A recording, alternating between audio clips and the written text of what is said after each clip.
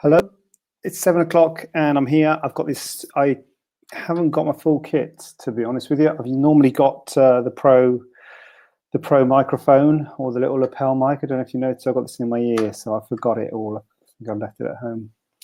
But anyway, hope it's all okay. Hope the audio is okay. And got some questions. To be honest, I've had a last minute savior on the questions because I haven't got that many questions. So always happy to have a live interaction as always. But if not, I have got some questions, don't worry. Please feel free to comment and share if you do have anything that you want to add or any questions you want to ask, because what we're doing is every Tuesday at 7 o'clock. That's what we're doing. I don't know if is that any point in putting that up there every Tuesday at 7 p.m. on Facebook Live. Hold on a minute, I've got a capital I. I've got a capital I on that. I'm going to delete that. Delete that. Oh, look at this one here. What about find my podcast on iTunes? And also subscribe to my, it's a bit salesy now, isn't it? Okay. Over the sales, Jan's in the house, so we're ready to start. So here we go. As ever, chip in, chip away, because that will help. But in the absence of any chippage, there is a question which I've had, which says, is it possible to have a breast uplift and be a similar cup size? I have a, what? I have a lot of loose skin, though. I'm trying to avoid a reduction. Oh, I read that wrong first time. Okay. Is it possible to have a breast uplift and be a smaller, no, I didn't read it wrong, and be a smaller cup size? I have a lot of loose skin, though. I'm trying to avoid a reduction. Right, so I think what this question is really a question of semantics, really. And an uplift and a reduction, there's a bit of blurring. They're sort of like the same thing in many ways. And there's these sort of arbitrary things we put in to call it when we call it a reduction, you know, but they're the same operation basically. But if you remove volume, if you make the breast smaller, then it is an uplift. Oh no, then it's a reduction.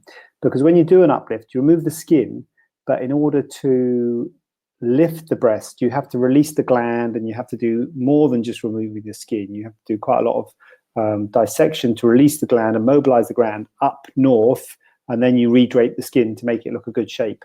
And you do exactly the same thing when you do a reduction, but you remove some volume, you remove some breast tissue, and you keep the nipple attached on a stalk of tissue, and you remove tissue from around it. But you can do a small reduction or a big reduction, you know, so you can, and often when you do a lift, it is actually quite good to do a bit of a reduction, because if you've got quite big breasts, then they will be acted on by gravity. So if you do a lift to a big breast and keep it big, it will droop again. Whereas if you can take some volume out of the lower pole, you can reduce the risk of it drooping again. So it's often good to do a bit of a reduction. Now, some people might still call that a mastopexy.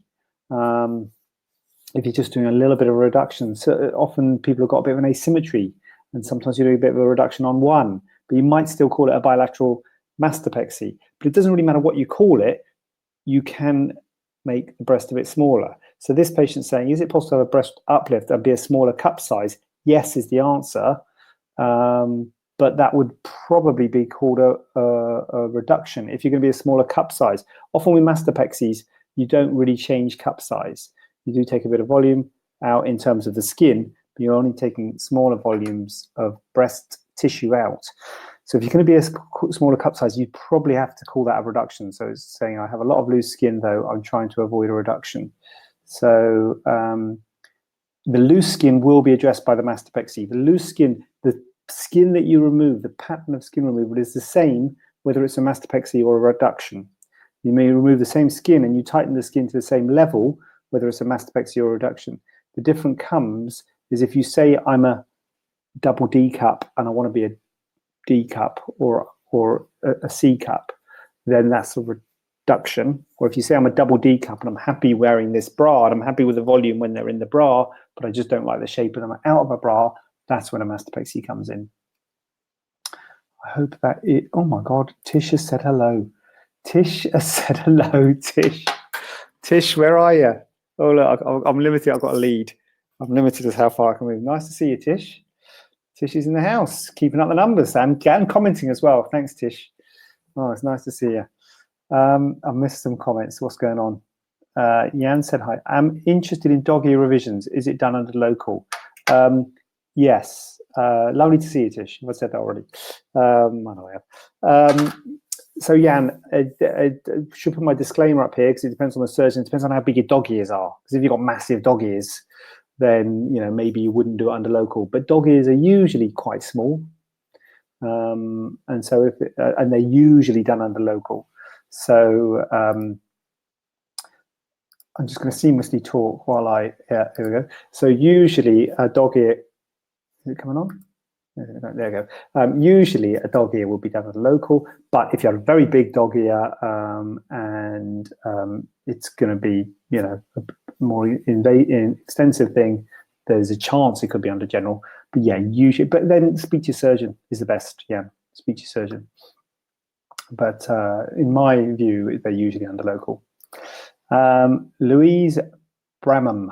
Hi, what is the best way to reduce rippling after implants? Would bigger implants help? I had my implants and uplift 8 years ago and the rippling is getting worse. Tricky one, Louise, tricky one. Rippling is a difficult problem to treat. And what, I've got some, I'm limited on my, right, sorry. I can demonstrate now so I can use props. Can you see that? I'm holding up an implant. I'm not doing it, but I'm going to stand up. Can you see that? See all that rippling? Yeah. So implants, when they're in the body, they often they look like that. When they're in the body, they ripple. But you usually can't see that rippling because they're covered. They're covered with the tissue. So you can see it when there's not enough cover over the top of them. And so that's usually on people who are slim. And what you're always trying to do with implants is you're trying to get the ratio of implant to breast tissue in favor of the breast tissue. So you ideally want to have more breast tissue than implant. So someone with a big breast with a small implant is a good candidate because they've got a lot of breast, they can hide that small implant. The problem is those people don't exist. If you had a big breast, you wouldn't really want a small implant. So so if you've got a small breast and a big implant, then that ratio is out of whack, and you might be able to see the implant. So you've said there, would bigger implants help? No, bigger implants will make it worse. Louise, don't go for bigger implants because you've got even more implant to hide with the same amount of breast. You're trying to hide the implant. That's what you're trying to do. So you want to try and hide that implant. So a bigger implant is a no from me. The sort of things you can do for rippling is you can get more cover over the top by putting them under the muscle, if they're not under the muscle already. You can, so changing the plane. You can put on weight, Louise. That's an awful thing to say, I know. But if you are very slim and you can see your rib cage, then, if you weren't happy with your weight and did want to put on weight, that will help to give you a bit of extra cover. It's a really difficult problem. The other thing you can do to get some extra cover over the implant, because that's what you're trying to do, you're trying to get some extra cover over the implant, is you can do some fat grafting. It's a good indication for fat grafting, bit of fat grafting over the top. But the problem with that is, as I always say with fat grafting, results are subtle. And the whole reason you got rippling is because you haven't got much cover over the implant. And so it's difficult to get the fat into that small amount of tissue that you have got. And so it's difficult to do, but it's a good option. There's always a risk of introducing infection when you do fat grafting, which means the implant would have to be removed if you got infected. And there's also the risk of damaging the implant. So it's not without its risks, but it is something to consider. Fat grafting is an option. Changing the plane is the option. The other option is, sorry, hold on. I'm just going to try and find. Yeah, right. The other option. Sorry. You had your implants 8 years ago. So basically, implants have changed slightly over the years. This is an older implant. Where's the camera there? And this is a newer implant. So they both ripple. This one's got a bit of they both got a bit of rippling, but this one, the older one, is much more liquidy. This is the new one. It's a bit firmer. Am I demonstrating that all right? Bit firmer. Shall I tell you what, shall I do? Why don't I do that? Yes. Oh no. Yeah. So can you see how just holding them like that, this one hasn't got any ripples at all. This one has got ripples. As I say, when I hold them up, they all get a bit ripply. So that one does get a bit ripply, but this one gets even more ripply. Have I demonstrated that all right? So there's a couple of things at play here. One is the cohesivity of the gel. Newer implants are a little bit more cohesive than older implants, which means the older implants felt nice and soft, but they're more prone to rippling, more watery. Also, the newer implants are safer if the shell does rupture because they tend not to leak liquid silicone because the gel is more cohesive. The other thing is the fill of the implant, of the shell. Some implants are more highly filled and newer ones are a bit more filled. So that means the capacity of the shell, is it 100% filled or is it like 80% filled? This has got less fill, so therefore less, more likely to ripple because there's, I don't know what percent it is. Like that won't be 80%, that'll be 100%. That makes sense, the fill of the implant. Anyway, bottom line, characteristics of the implant. There may be some leeway with the characteristics of the implant. If you've only had your implants in 8 years, that's not long. So you may well have quite a cohesive gel already, and it might be well filled, and it might be one of the newer, more modern implants, which are less prone to rippling, but nevertheless they can still ripple. So that might not be an option, but that is up there within options. But it's a tricky problem. Rippling is a tricky problem to treat. Probably, I guess, the best thing is to change plane. But the other thing to remember if you're changing plane is you put them under the muscle just hides it in this area, the sort of upper medial quadrant of the breast, because it's your pec major muscle. The outer quadrant is always not under the muscle, the muscle. So if you have got rippling laterally on the side, putting it under the muscle won't help with that. So it's a tricky one, Louise, tricky one. But I don't think bigger implants is an option. Smaller implants, no implants, obviously. Jan, also revisions. Is it dissolvable stitches, and do you need to wear a compressions after it's done? Jan, you've got one of my questions here. Are you the dog ear question from? Right, where's that question gone? I had a question about that. So dissolvable sutures, again, disclaimer. Oh, I have my disclaimer. I would use dissolvable sutures if it's, I'm assuming we're talking, this type of suture depends on the location on the body. On the trunk, sort of breast, abdomen, we tend to use dissolvable sutures. On the face, we tend to use non-dissolvable sutures. So if you had a dog ear on your face, if you have a mole removed or some surgery to your face, facelift or something like that, and you have a dog ear, then you may well use non-dissolvable sutures on the face. But if it's a dog ear on your body, on your breast or your abdomen, then it would usually be dissolvable sutures. And here we go. After dog ear, will I need to wear a control garment again? So will a compression garment be needed? In my experience, no, I wouldn't use a compression garment after a dog ear because, as I say, they're usually quite small, like that between that and that. That's sort of dimension, I would say, usually. I mean, maybe that would be a big one. So we'll do it. But so usually wouldn't use a compression garment also afterwards, because there's another question in a minute about compression garments. But yeah, usually wouldn't. Tish, love you big time. Good to see you.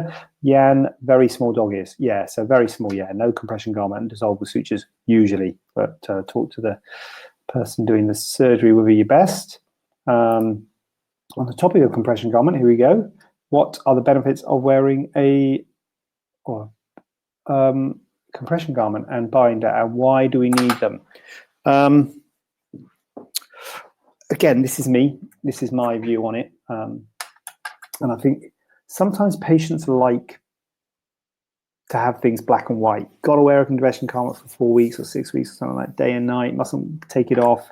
It's important for your recovery. And I think it's good to engage patients with their recovery. And I think it's good to involve them with their recovery and give them ownership of the recovery. So I think it is a good thing to engage patients in that way. But if one of the problems with this sort of stuff is that sometimes people get into the sort of minutiae of it and get into the science of it and ask questions like this, what's the point of me wearing the compression garment? So if you're asking the question, what do I really need it and what is the point of it? In my view, in my experience, and in my hands, the point of the compression garment is for comfort and it is to help with the swelling, because there will be swelling if you've had some liposuction, tummy tuck, something like that, or breast surgery. You know, you put them in a post-op bra, which is sort of like a compression garment. If you have a gynecomastia, that's where the binder comes in, the vest. So all these sort of body contouring surgery. Did I do a blog post about this? I think I did a blog post about this. Yeah, I did now. Oh, I've got to prepare with that. So all these compression garments do help with the swelling, and they do help make it feel comfortable. If you're going out and about, then it can be more comfortable wearing a compression garment. But it's not written in stone. Here we go, post-op compression garment. I knew I did. It's not written in stone. So if it's uncomfortable, if it digs in, I say to people, if it's really uncomfortable, if it's digging in, here we go. I did a blog post about compression. Oh. So if it's really digging in and everything, then I would say it is not written in stone, and it is there for your It is there for your comfort. And so if it's uncomfortable, you don't have to wear it. I would say, I mean, check with your surgeon, but I would say you need to wear something supportive.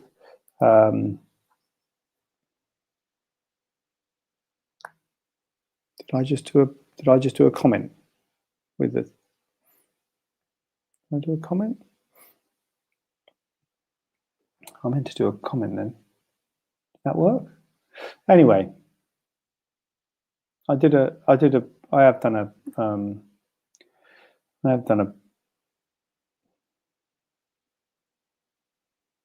did I do a comment then? Did that come out? Just put the link. Anyway, so if it's really uncomfortable, you can just wear a tight top. You know, those big pants. A lot of people say, I've just had a tummy tuck. I don't want to wear those big pants. That's the whole point of me having a tummy tuck. Don't want to wear those big pants. But I'm like, yeah, but just in the immediate post-op period, if the compression garment we give you is uncomfortable because they are quite bulky and you want to wear something instead, then you can. When we do gynecomastia, we give them these big expensive vests, and sometimes they wear these tight t-shirts, you know, like the rugby players wear from JJB Sports, which are a lot cheaper and a lot more comfortable. And especially if it's summertime, you can wear a t-shirt over the top of them. So you don't, in my practice, so this is just in my practice, I would say you don't have to wear the compression garment we give you. You can wear something else. You can use something else. The other thing is that I always say to people, particularly with the abdominoplasty after a tummy tuck, if the binder's digging in, especially when you first have it, because you're all bent over and it's digging in and causing red marks and stuff. When we do breast reconstruction, there's one way of doing breast reconstruction called a tram flap, where you take the same tissue you take with the tummy tuck and tunnel it up into your breast for to reconstruct the breast. And in those situations, we don't want any compression on the tummy because the blood supply is still attached and it's in that tunnel that goes up into the breast. And so we don't use a garment at all for pedicle tram flaps. And, you know, it's not a disaster. You don't get loads and loads of seromas and swellings and discomforts. So it's not a disaster if you don't use a garment. Having said that, I think they are good, and I think they do help with swelling, and they do feel supportive. So that is why you need them, and that is why I think they're good. Hold on a minute, what's going on here? Very small doggies. Right, now we've got Adele. I have an uplift with implants booked in with Kurum on the 16th of July. Silly question, but how many post-surgery bras would you recommend, and how long will I need to wear them for? It's not a silly question, Adele, and very grateful to you for participating. It's not a silly question. It's a really good question. Don't put yourself down. What we used to do is used to say people bring a bra, and they'd say, what size do I bring? And all this, we say, oh, bring a few and keep the labels on and all this stuff. So nowadays we give patients a bra. So we give you a bra. So you will have a bra, we'll size you in theatre and we'll give you a bra. So you don't have to worry about a bra before surgery. But you probably will want, I would say, at least two, because you need to wash and stuff like that, wash one and change and things like that. So two, it would be the number. We sell bras, so we can sell you another bra, the bra that we give you, or you can get like a sports bra or you can get. I'll send you an email. If I don't, let me know. But I should happen automatically. I'll send you an email with details about bra, what to look out for in a bra, in a post-op bra, to give you an idea. But as I say, you don't have to get one pre-op because we'll give you one. But post-op, a wide band, low band, so it's not anywhere near your incisions. Ideally front fastening. Doesn't have to be front fastening, but if it isn't front fastening, get it totally fastening either at the back or the front. You don't want one of those sports bras where you have to put over the top of your head. Sometimes they have a little clip, but they have a little web above the clip, so you still have to put it over your head. So you want one that totally undoes either at the front or the back, ideally the front. But yeah, so there's an email. Just ruined the email now because I told you. I think there's more in the email. But yeah, that's where I would go to. And great news, you're having surgery with Kuram. I'm sure he'll look after you. Good luck on the 16th. CC Char. Hi, what's the best way to sort out breast when one is a lot larger than the other? That's a big question. Put very succinctly there, CC. Well, CC, there's no best. What I would say to you in the clinic is, do you like one of them? Do you like the big one? Do you like the small one? Or do you not like either of them? So, it's different things for different people. If you like the big one, then the idea would make the small one bigger. If you like the small one, then make the big one smaller. So it's usually a combination of surgery. So if you're making a breast smaller, you are doing a breast reduction. If you're making a breast bigger, you're doing breast implants. And if you are changing the shape of the breasts, then you're doing a lift, because often the nipple heights are asymmetrical when you have an asymmetry of volume of the breasts. So if you have a small one and a big one and you like the big one and you just put an implant in the small one, you will be enhancing the volume, so making it okay when you're in a bra, but you probably won't be matching the shape because the big one, the nipple will probably be lower than the small one. So if you just put an implant in the small one, or sometimes people don't like either of them, and you say you could put implants in both of them, different sized implants, obviously, but you wouldn't be if you're just using implants, you wouldn't be addressing the shape and the nipple height asymmetry, and presumably the bigger breast is sitting lower than the smaller one. So in order to address the nipple heights, you would have to do a lift of the big one. And as I say, you could put one implant in the small one, two implants in both of them if they're all small, or if you're happy with the volume of the smaller one, what's the best way to sort out? Probably the easiest way to sort it out would be to do a reduction of the big one, which would also lift it to match the nipple height of the small one, and do nothing to the small one. That's probably the easiest way, but then you don't want the easy way, do you? You want the way that you're going to get the best breast. That's only good if you like the size of the smaller breast. So that's sort of how the mind works in terms of breast asymmetry. Which one do you like? If you like one of them, then we'll try and match that one. If you like the bigger one, we can match the smaller one in terms of volume, but we probably won't be able to match it in terms of shape. The nipple will always be sitting higher. Or do you like neither of them? Do we need to adjust both of them? So maybe a lift of the big one and an implant on the small one. That's another option, to make the shape of the big one lifted and then match the volume on the other one. Yeah, so those are the options. I hope that's helpful, CC. Bryony Malloy. That must be a Facebook name. That can't be a real name, can it? Bryony Malloy. How much is Vaser liposuction, and what is the downtime for 4 areas? God, that's specific. Blinking heck, that's specific, Bryony. Jeez. 4 areas. I don't know, Bryony. I don't do liposuction. I don't do Vaser. I do liposuction, but I don't do Vaser.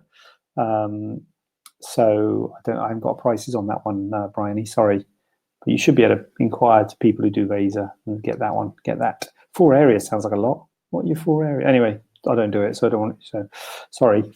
Helen, what breast implants do you use? I personally tend to use Nagor implants, silicone, and I use Polytech implants, polyurethane. Polytech also makes silicone implants.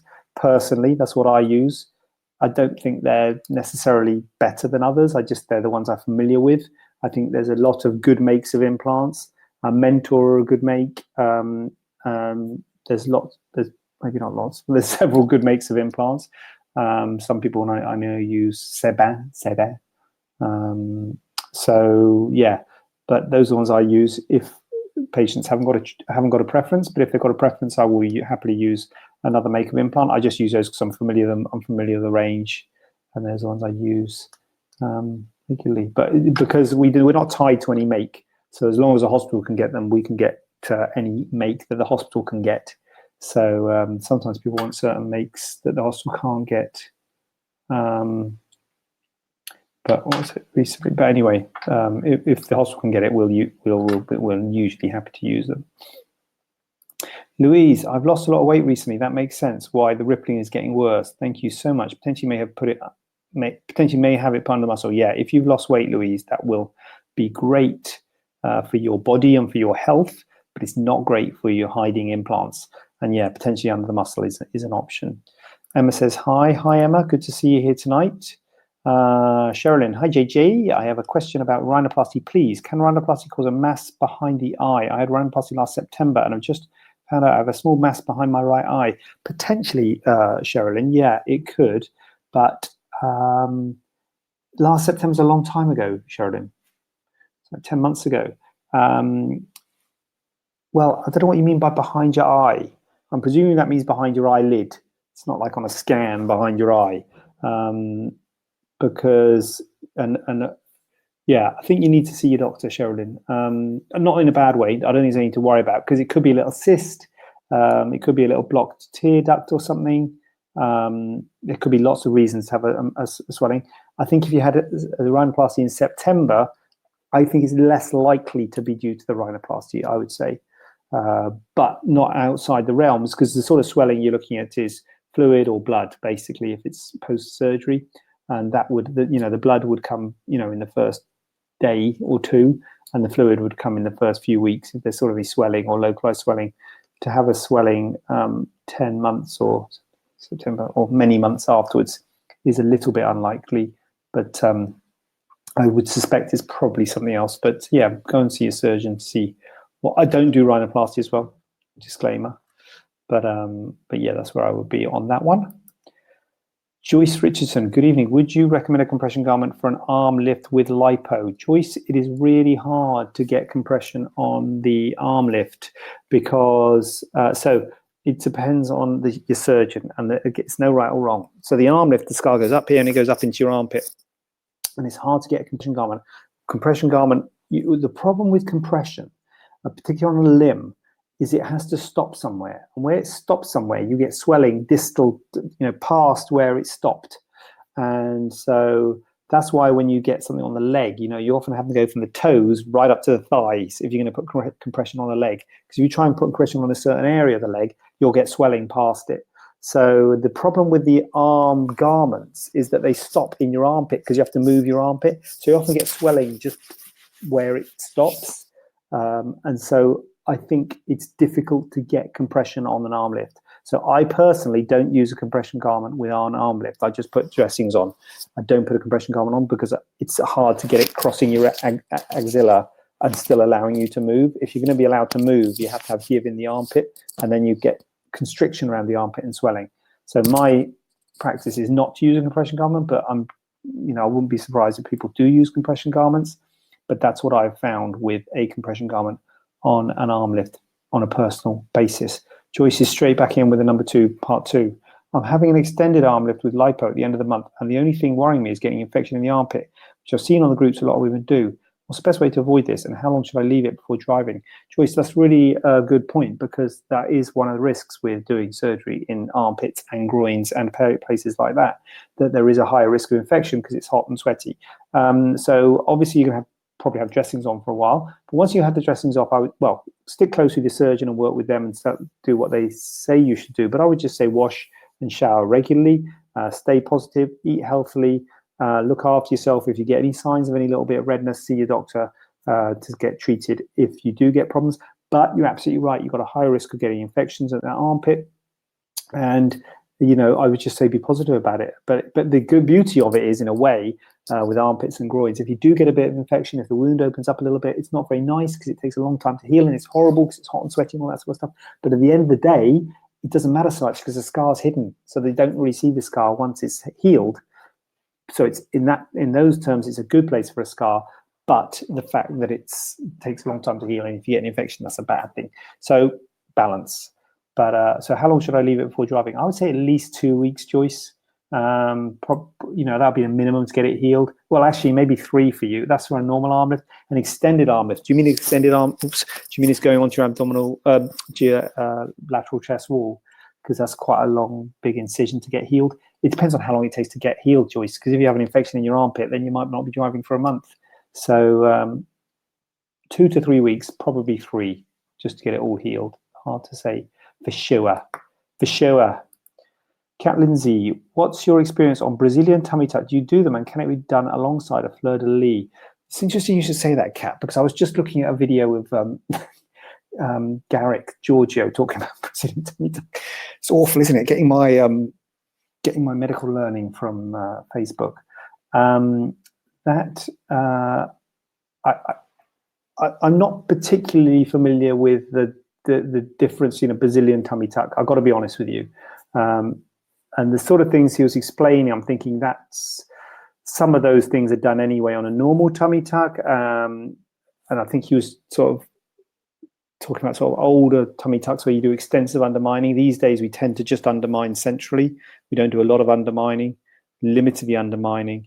He was talking about doing quite extensive liposuction, which I don't do in the upper part. So I've got to be honest with you, Kat. If I hadn't seen that video about an hour ago, I wouldn't know what you're talking about with a Brazilian tummy tuck. But so if you're talking about extensive liposuction in the upper abdomen, that is something I don't do.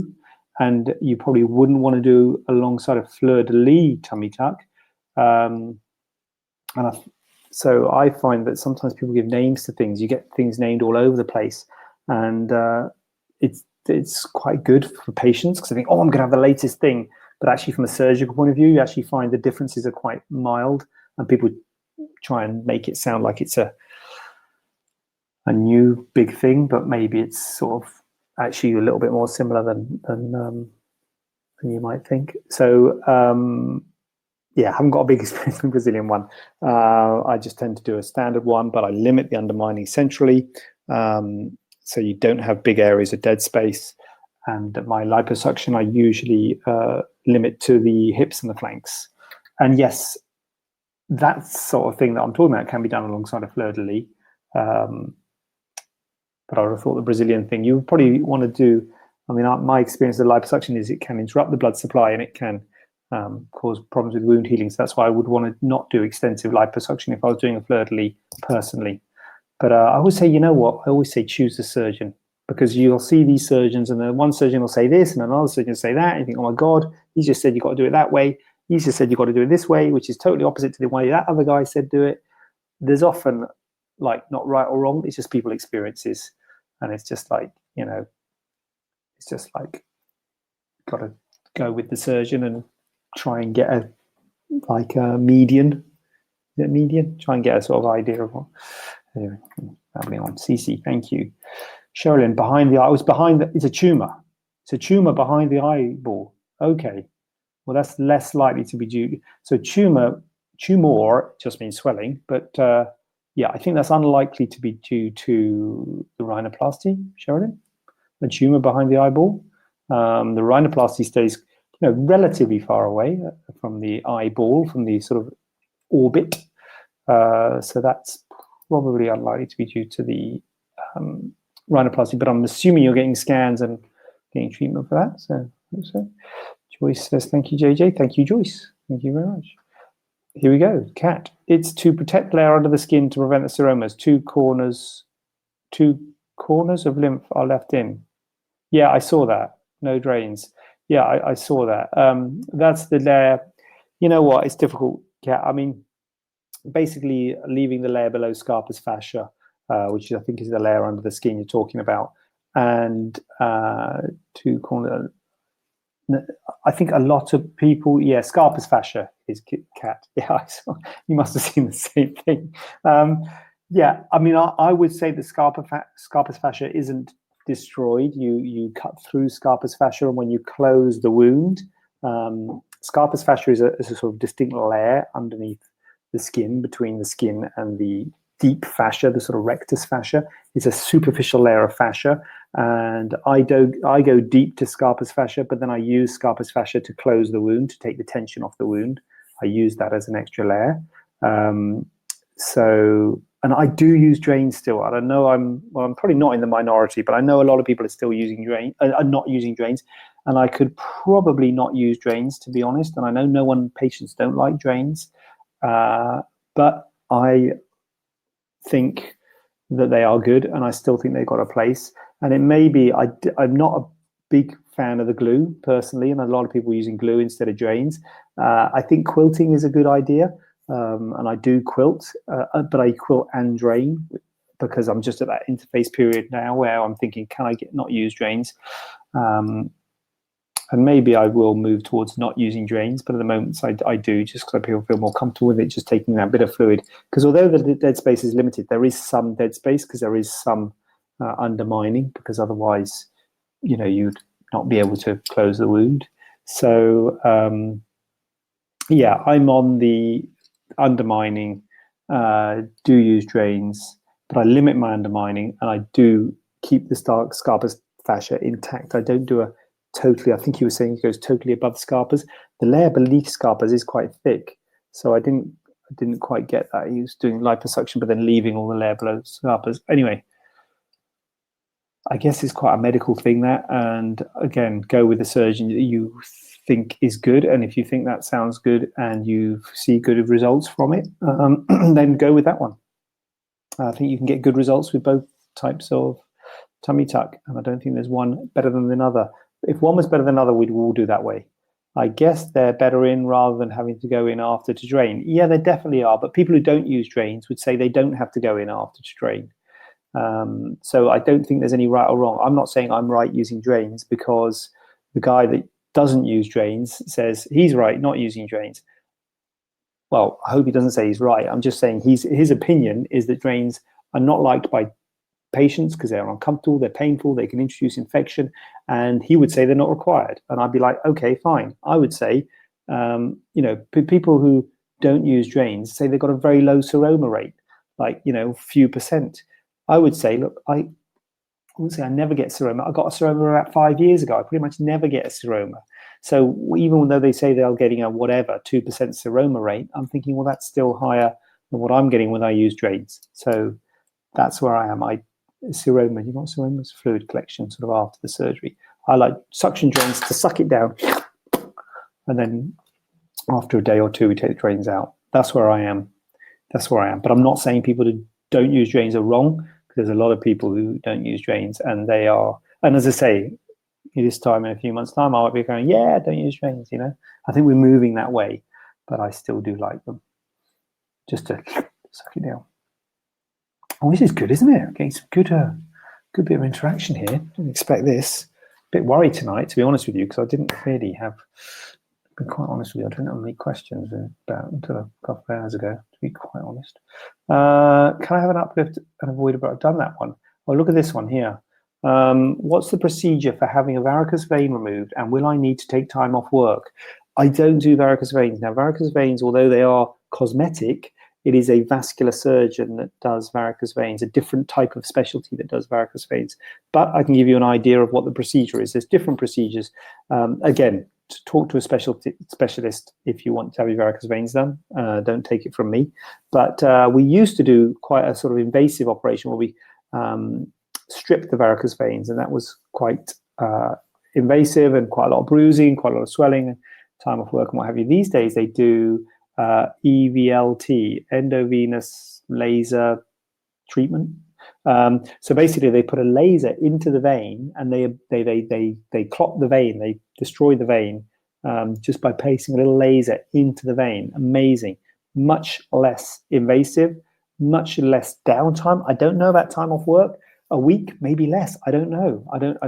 But it's it certainly seems to be a very effective way of removing varicose veins in a very minimally invasive way. It was quite invasive the old way when we used to strip them. So I think this endovenous laser treatment, EVLT, is a lot better and a lot quicker recovery. But I'm sorry, I don't do it myself. So it's a vascular surgeon, ideally. We did have one working here, Mr. Tuari, but he now works at the Priory. So if you're in Birmingham, he's a good guy. What's the procedure for having varicose vein? After dog ear, what are the benefits of wearing compression? I've got a double chin. Here we go. I've got a double chin after a big weight loss. Will a lower facelift take care of this? I don't do facial plastic surgery. Disclaimer. I should have another disclaimer, shouldn't I? But just in general terms, this sort of thing, after weight loss, extra skin, whether it be in your tummy or your breast or your face or your chin, it's the same thing. Skin's been stretched, stretching force goes, too much skin. So when you say a lower facelift, so you got to think of how far they're going to extend that scar and how they're going to get that pull. So basically, the best way to, well, first of all, simplest way, bit of liposuction, depending on how good quality your skin is. Are you a smoker? How old you are? Bit like liposuction anywhere on the body. After liposuction, the skin can recoil. So if you just got a bit of extra fat in your chin, bit of liposuction to your chin, that skin then recoils. That's it, job done. That wouldn't be a lower facelift. That could be done at the same time as a lower facelift, but it wouldn't be sort of. It would be an extra thing that they would do at the time of the lower facelift. So a little bit of liposuction might be the simplest thing. But if you have a lot of skin, then you would have to have some kind of skin reduction. Now, when we do facelifts, we try and hide the scars around the ear. And so I don't know what a lower facelift is, but, people often want short scars and smaller facelifts. But the shorter the scar, the less skin that you can remove. So if you want to take a pull on the chin, you normally have to go up behind the ear and get a good pull to try and affect the chin and improve the contour of the chin, which I would say is probably a full facelift. But I don't even do this surgery, so I really shouldn't be taking anything from me. I'm just as good as the guy who you meet in Tesco's, to be honest, when you ask about this sort of stuff. But yeah, liposuction in the first instance, and probably a full facelift. Not sure, a lower. When you say, is upper meaning a brow lift? Is a lower facelift so a facelift is only usually this bit. It's not normally this bit. The upper, the brow and the eyes are normally brow lift and eye lift. Last question.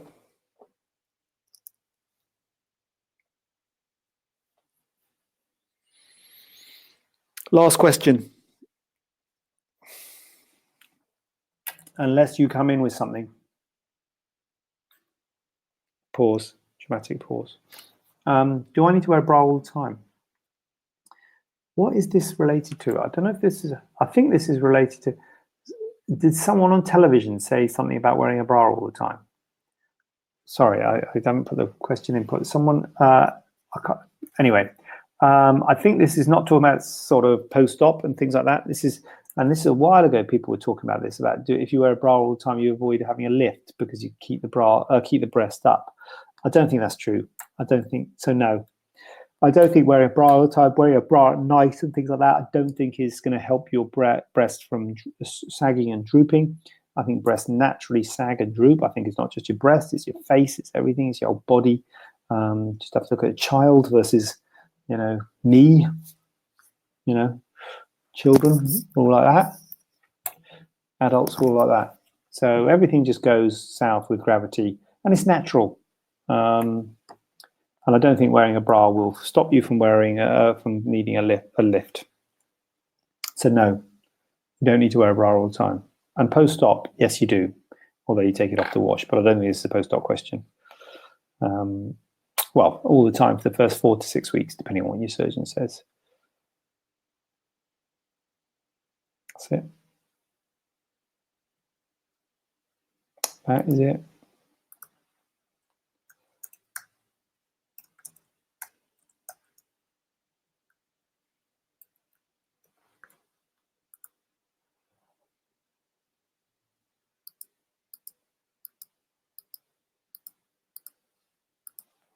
That's it.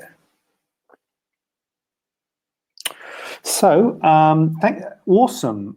But oh, wait a minute. Sherilyn straight in. Oh, Marilyn Monroe, was it? I thought it was someone recently. All right. She said it prevented boobs from dropping. Yeah, okay. Well, I have heard that. I have heard that people said that it prevented boobs from dropping. But I don't.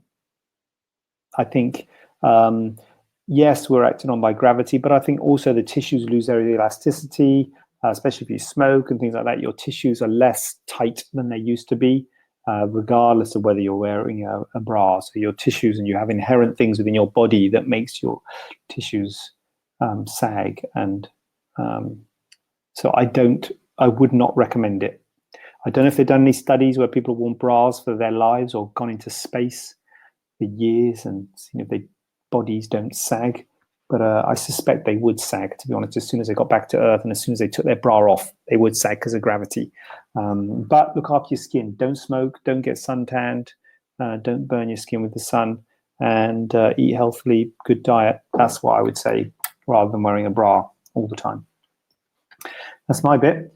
So I am going to go and go home, basically. And I will bid you all farewell and bid you a good night. And that was very kind of you to all ask questions, because I've got to be honest, 2 hours ago I was a bit worried because it wasn't looking good, but it turned out all right, I thought.